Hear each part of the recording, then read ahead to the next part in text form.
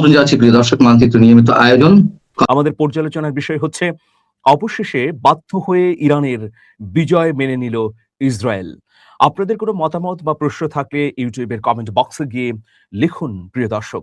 চলুন আমরা মূল আলোচনার ভেতরে প্রবেশ করি। নেতানিয়াহুর একেবারে মরণ দশা, কারণ ইরানের সঙ্গে মার্কিন যুক্তরাষ্ট্রের চুক্তিটি এখন সফলতার প্রায় দ্বার প্রান্তে রয়েছে। বিশ্ব এক ঐতিহাসিক মুহূর্তের মুখোমুখি হতে যাচ্ছে। যদি ডোনাল্ড ট্রাম্প আর কোনো পাগলামি না করেন, তাহলে কয়েক ঘন্টার মধ্যেই ইরানের সঙ্গে ঐতিহাসিক সেই চুক্তি প্রকাশ্যে জনসম্মুখে আসবে। এর মধ্য দিয়ে মধ্যপ্রাচ্যের শান্তি এবং স্থিতিশীলতা যেমন দীর্ঘস্থায়িত্ব পাবে, একইভাবে পৃথিবী একটি বিশ্বযুদ্ধের হাত থেকে বেঁচে যাবে। জ্বালানি সংকট থেকে বাঁচবে এই পৃথিবীর বহু রাষ্ট্র। তো সুতরাং অত্যন্ত গুরুত্বপূর্ণ এই যুদ্ধ বন্ধের বা সমঝোতার উদ্যোগটি।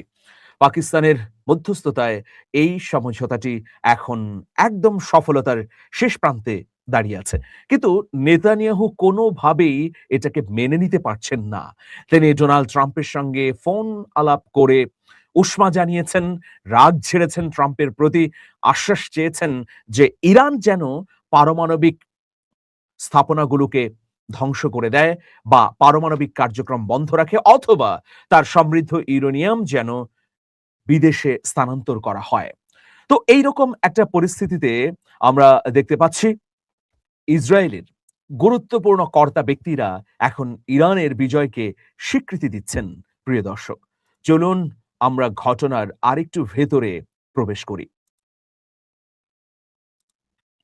এই যে ভদ্রলোকের ছবি দেখছেন, তিনি হচ্ছেন গিউরা আইল্যান্ড। তিনি এই মুহূর্তে ইসরায়েলের সরকারের একজন উপদেষ্টা। তিনি সাবেক অভ্যন্তরীণ নিরাপত্তা পরিষদের প্রধান।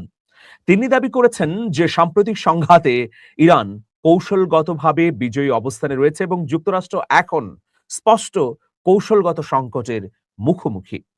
দেখুন, এখন মুখ খুলতে শুরু করেছে ইসরায়েলের ঊর্ধ্বতন কর্তারা, নেতানিয়াহুর ঘনিষ্ঠ ভাজনরা।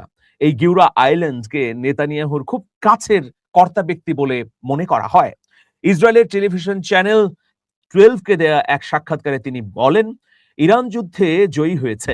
তার ভাষায় এই জয় হয়তো বড় ব্যবধানে নয়, তবে এটি স্পষ্ট এবং তা অস্বীকার করার কোনো সুযোগ নেই। অসাধারণ একটা স্বীকারোক্তি। গিউরা আইল্যান্ডকে থ্যাঙ্কস দিতেই হয় যে দেরিতে হলেও এই স্বীকৃতি ইরানকে তারা দিচ্ছে। এই জয় হয়তো বড় ব্যবধানে নয়, তবে এটি স্পষ্ট এবং তা অস্বীকার করার কোনো সুযোগ নেই। তিনি মনে করেন সংঘাত চলাকালীন ইরান তাদের অবস্থানে দৃঢ় রয়েছে এবং সামরিক ও কূটনৈতিক ক্ষেত্রে তারা প্রজ্ঞা ও দূরদর্শিতা দেখিয়েছে। তাদের সক্ষমতায় সারা বিশ্ব চমকে গেছে। গিউরা আইল্যান্ড আরো বলেন, এই পরিস্থিতির ফলে ইরান এখন যুক্তরাষ্ট্র এবং তার মিত্রদের সঙ্গে আলোচনায় দিন দরবার করতে পারছে, তুলনামূলক শক্ত অবস্থানে রয়েছে। তার মতে এটি তেহরানের জন্য ভবিষ্যৎ কূটনৈতিক আলোচনায় বাড়তি সুবিধা দেবে।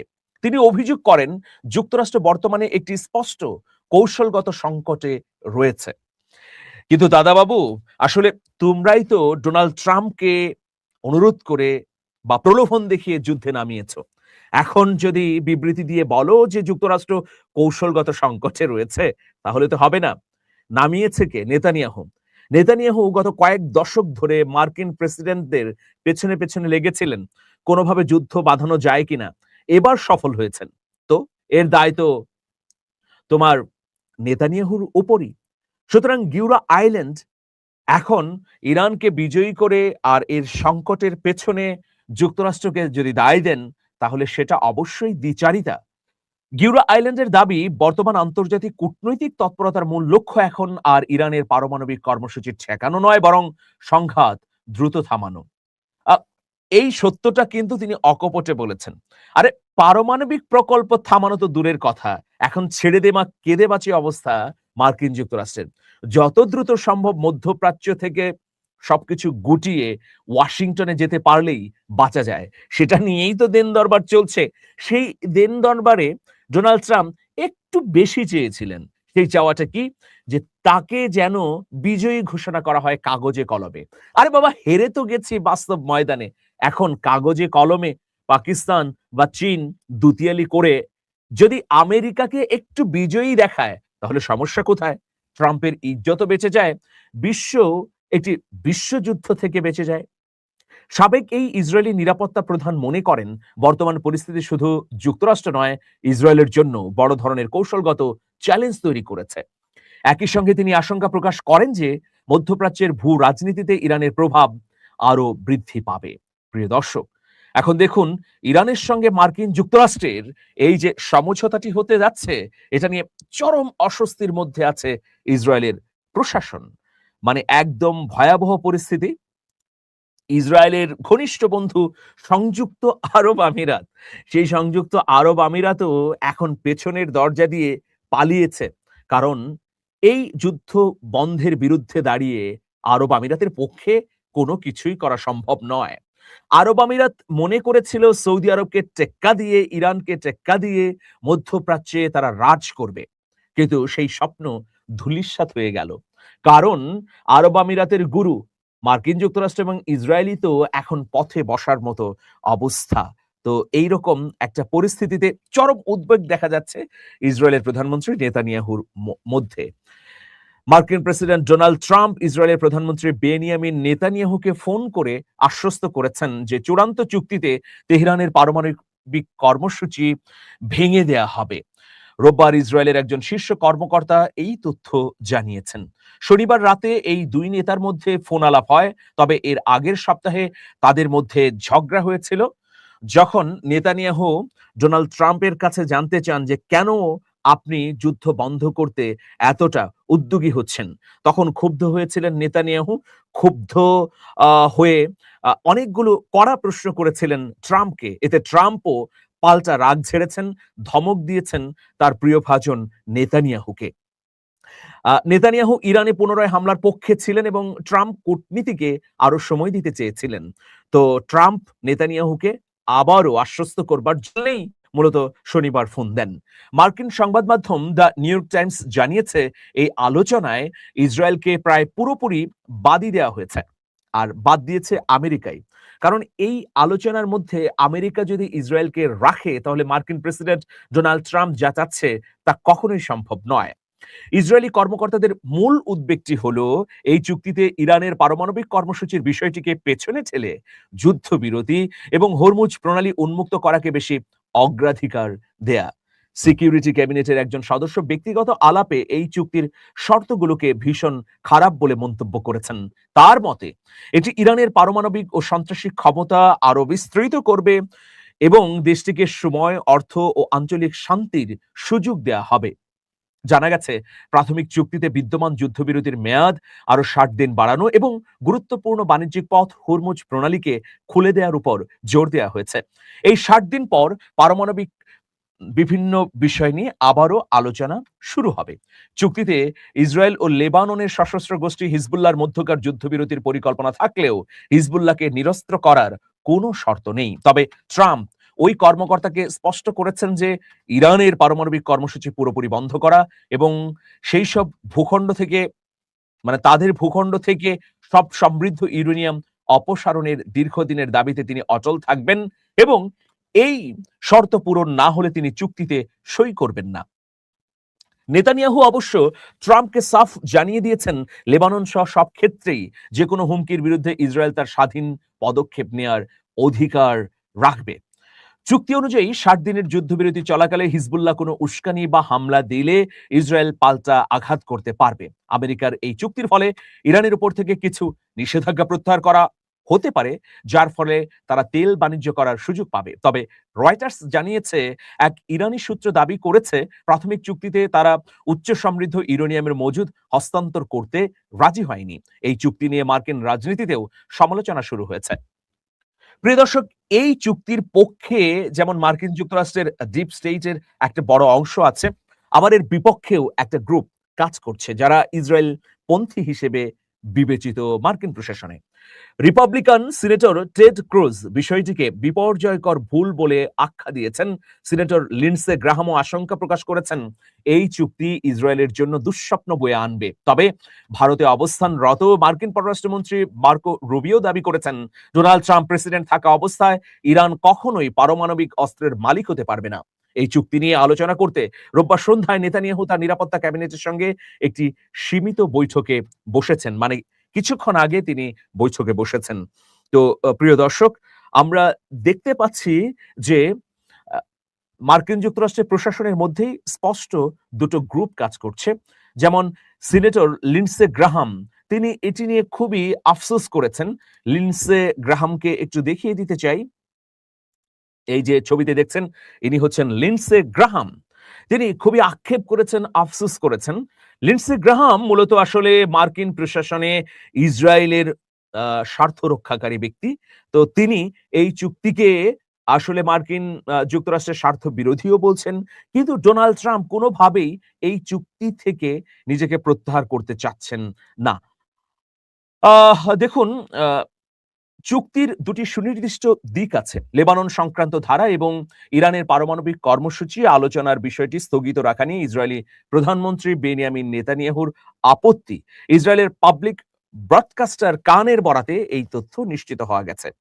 সংবাদ মাধ্যম এক্সিওস জানিয়েছে, যুক্তরাষ্ট্র ও ইরানের মধ্যে স্বাক্ষরিত হতে যাওয়া এই সমঝোতা স্মারকের আওতায় 60 দিনের একটা যুদ্ধবিরতি বাড়ানোর কথা রয়েছে এবং 60 দিন পরে ইরানের পারমাণবিক বিষয়গুলো নিয়ে আলোচনা শুরু হবে। এখানে দেখুন, যে বিষয়টি বারবার নেতানিয়াহু চাইছে যে ইরানের সমৃদ্ধ ইউরেনিয়াম যেন তৃতীয় কোনো দেশে স্থানান্তর করা হয়। এর আগে আমরা একটা খবর জেনেছিলাম এইরকম, সেটা হচ্ছে যে এই খবরটি হচ্ছে যে ইরান রাশিয়ায় তার সমৃদ্ধ পারমাণবিক ইউরেনিয়াম গুলোকে স্থানান্তর করবে, রাজি হয়েছে। কিন্তু আজকে যখন চুক্তিটি সফলতার একদম দ্বারপ্রান্তে, তখন ডোনাল্ড ট্রাম্প একটু বাগড়া দিয়ে বসেন। তিনি বলেন যে না, আমাকে এই বিষয়টিতে নিশ্চিত করতে হবে যেন ইরানের সমৃদ্ধ ইউরেনিয়াম রাশিয়াতে স্থানান্তর করা হয়। কিন্তু ইরানের তরফ থেকে স্পষ্টভাবে জানিয়ে দেওয়া হয়েছে যে আমাদের সমৃদ্ধ ইউরেনিয়াম আমাদের দেশেই থাকবে, কোনো দেশে স্থানান্তর করব না। আর বাকি সবগুলো শর্তের ক্ষেত্রে ইরান, মার্কিন যুক্তরাষ্ট্র রাজি হয়েছে। দেখুন, নেতানিয়াহুর সামনে আর কোনো কিছুই করার নেই। এখন তিনি হেরে গিয়েও সামান্য জেতার জন্যে এই নিশ্চয়তা চাইছেন যে ইরান যেন আর পারমাণবিক অস্ত্র এবং এই সম্পর্কিত কোনো উদ্যোগ গ্রহণ না করে। ট্রাম্পের পক্ষে অনেকেই দুতিয়ালি করে নেতানিয়াহুকে ফোন করছেন, বলছেন যে দেখুন, ট্রাম্পের আমলে ইরান কখনোই পারমাণবিক বা অ্যাটম বোমা বানাতে পারবেন না, কারণ ট্রাম্প যখনই ইরান পারমাণবিক অস্ত্র বানাতে যাবে তখন তার টুটি চেপে ধরবে। ট্রাম্পের যুদ্ধ শুরু করার একটা হুঙ্কার সবসময় ইরানের উপর জিয়ে থাকবে। তো এটি দিয়েই মূলত এখন নেতানিয়াহুকে আশ্বস্ত করা হচ্ছে, সান্ত্বনা দেওয়া হচ্ছে যে বাবাধন, তোমার কোনো ক্ষতি হবে না, মধ্যপ্রাচ্যে তোমাকে আক্রমণ করবে না ইরান, ইরান আক্রমণ করলে আমরাও করব, এই ধরনের চুক্তি হচ্ছে, সুতরাং তোমার ভয়ের কোনো কারণ নেই। এখন মন্দের ভালো হিসেবে নেতানিয়াহু বলছেন যে আমরা চুপচাপ থাকবো, কিন্তু যদি হিজবুল্লাহ আবার আমাদের উপর আক্রমণ করে তাহলে কিন্তু আমাদের পাল্টা আক্রমণের অধিকার দিতে হবে। এখন তারা অধিকার চেয়ে বেড়াচ্ছে।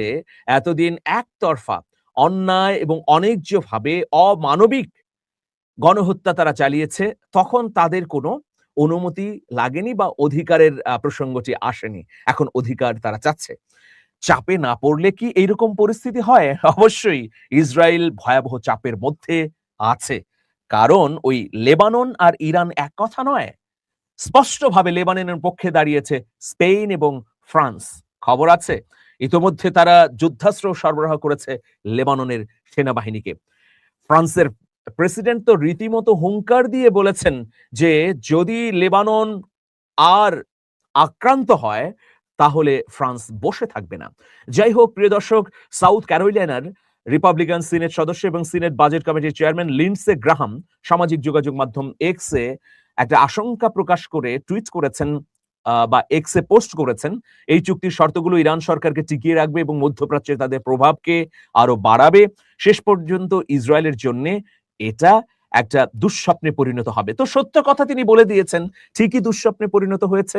এবং আমরা দেখতে পেলাম যে গিউরা আইল্যান্ডের মতো সামরিক এবং নিরাপত্তা বিশ্লেষকরা, নেতানিয়াহুর ঘনিষ্ঠ ভাজনরা এখন ইরানের বিজয়কে স্বীকার করে নিচ্ছেন। তো বাস্তবতা যা, তা তো স্বীকার করতেই হবে। তবে ট্রাম্প একটু চাপের মুখে আছেন। এই চাপ যদি তিনি উতরাতে পারেন, তাহলে হয়তো চুক্তিতে স্বাক্ষর করবেন। তবে সবাই এমন এক শেষ প্রান্তে দাঁড়িয়ে আছেন যে এখান থেকে ফেরার আর কোনো সুযোগ নেই। যদি চুক্তি না হয়, তাহলে অনিবার্যভাবেই কিন্তু একটা মহাযুদ্ধের দিকে এগিয়ে যাবে বিশ্ব। সেই জন্যে সব পক্ষের সর্বশেষ এবং চূড়ান্ত দুতিয়ালির মাধ্যমেই কিন্তু এই চুক্তির খসড়াটি তৈরি হয়েছে। শুধু একটা বিষয়, সেটি হচ্ছে যে ইরান যেন তার সমৃদ্ধ ইউরেনিয়াম তৃতীয় কোনো দেশে রাখে। এটা শেষ মুহূর্তে ট্রাম্পের শর্ত, কিন্তু ইরান এই ধরনের শর্ত মেনে নেবে না, প্রিয় দর্শক। যাই হোক, আমরা দেখতে পেলাম যে কদিন আগে সিনেটে একটা ভোটাভুটি হয়েছে। সেই ভোটাভুটিতে ৫০-৪৭ ভোটে একটা রেজুলেশন পাস হয়েছে, যার উদ্দেশ্য ছিল কংগ্রেসের অনুমোদন ছাড়া ট্রাম্পের যুদ্ধ চালিয়ে যাওয়ার ক্ষমতাকে সীমিত করা। হাউস অব রিপ্রেজেন্টেটিভসেও একই ধরনের একটি প্রস্তাব পাশের দ্বারপ্রান্তে পৌঁছালে রিপাবলিকান নেতারা শেষ মুহূর্তে ভোট গ্রহণ জুন মাসের প্রথম সপ্তাহ পর্যন্ত স্থগিত করেন। হাউসের পররাষ্ট্র সম্পর্ক বিষয়ক কমিটির শীর্ষ কর্মকর্তা গ্রেগরি মিক্স দাবি করেছেন, যুদ্ধ বন্ধের পক্ষে পর্যাপ্ত ভোট নিশ্চিত জেনেই রিপাবলিকান নেতৃত্ব এই ভোটাভুটি পিছিয়ে দিয়েছে। সব মিলিয়ে নিজের দলের ভেতরেই ট্রাম্পের ইরান যুদ্ধ নীতি এখন বড় ধরনের চ্যালেঞ্জের মুখে পড়েছে। যাই হোক, প্রিয় দর্শক, মূল বিষয় হচ্ছে নেতানিয়াহুর চূড়ান্ত পরাজয় ঘটে গেল এই সামগ্রিক পরিস্থিতির মধ্য দিয়ে। স্বীকার করেই নিতে হলো যে ইরান আসলে উত্থিত পরাশক্তি। ইরানকে থামাবার কোনো শক্তি আপাত দৃষ্টিতে পৃথিবীর কোনো রাষ্ট্রের কাছে নেই। বিশ্বের ১ নম্বর পরাশক্তি দাবিদার মার্কিন যুক্তরাষ্ট্র যেখানে যুদ্ধ বন্ধের জন্যে দাঁড়ে দাঁড়ে কেঁদে কেঁদে অনুনয় বিনয় করছে, সেখানে নেতানিয়াহু তো দূর কি বাত। যাই হোক, প্রিয় দর্শক, এরকম সাফল্য অব্যাহত রাখুক ইরান, আমরা এটাই প্রত্যাশা করি। এর মধ্য দিয়ে পৃথিবী জুড়ে মার্কিন যুক্তরাষ্ট্রের যে আগ্রাসন, সেটা বন্ধ হোক। আজকে শেষ করতে চাই যে দেখুন, শক্তির ভারসাম্য তৈরির জন্য অধিকতর শক্তিশালী রাষ্ট্রের মতোই নিজেদেরও অবস্থান পাকাপোক্ত করতে হয়। সাম্প্রতিক সময়ে বাংলাদেশও সেই উদ্যোগটি গ্রহণ করেছে। বাংলাদেশ তার শত্রু এবং মিত্রকে তা চিহ্নিত করে সামরিক সক্ষমতা বৃদ্ধির উদ্যোগ গ্রহণ করেছে। বাংলাদেশ যদি সামরিক সক্ষমতা বৃদ্ধি করতে পারে, তাহলে তার শত্রু পক্ষরা সচেতন হয়ে যাবে এবং বাংলাদেশকে সমীহ করতে বাধ্য হবে। ইরানকে সমগ্র পৃথিবী সমীহ করছে। নাম্বার 1 সুপার পাওয়ার পর্যদস্ত হচ্ছে ইরানের কাছে, বুদ্ধিবৃত্তিক, কূটনীতিতে, রাজনীতিতে, সমর শক্তিতে। তো একইভাবে বাংলাদেশও যদি তার সামরিক সক্ষমতাকে বৃদ্ধি করতে পারে, তাহলে এই যে পরাশক্তির আগ্রাসন বাংলাদেশের ওপর বারবার পড়ছে, সেটা আর ঘটবে না।